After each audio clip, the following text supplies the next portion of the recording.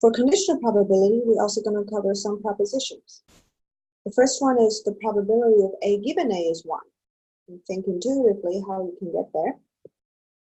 Also, the second one, the conditional probability of complement of A given A is 0. Recall that the definition of complementary event is that A and A complement cannot happen at the same time. So, if you know that A happens, given that information, we know that the complement of A cannot happen. So that's why the second proposition gives you 0. The third one here is that the conditional probability of complementary event of A given B is 1 minus the conditional probability of A given B. So this is a special case of complementary rule.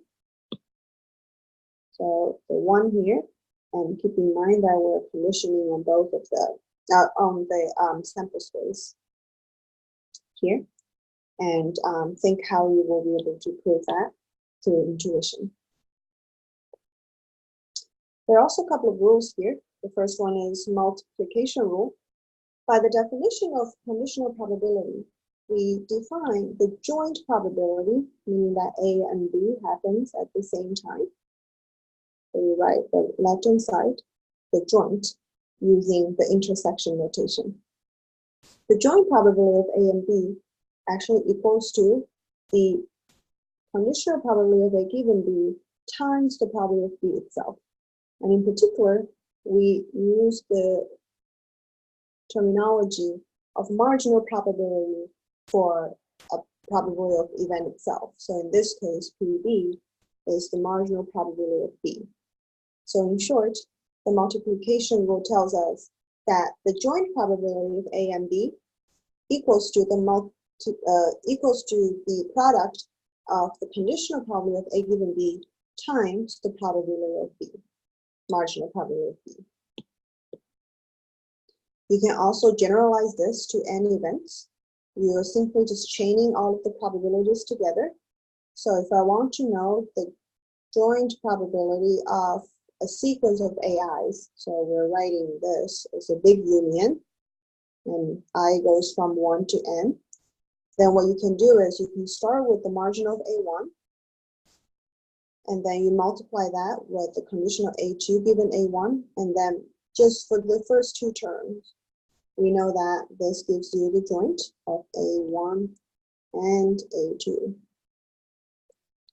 You can also write A1, comma A2. Okay?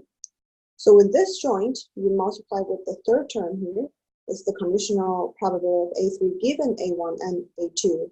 Then that together will again give you the joint of the first three. So you're chaining all of this step by step.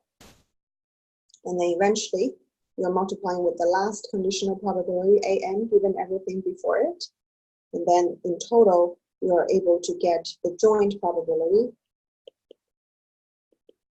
of A1, A2 through AN, which is equivalent to the notation that we have on the left-hand side.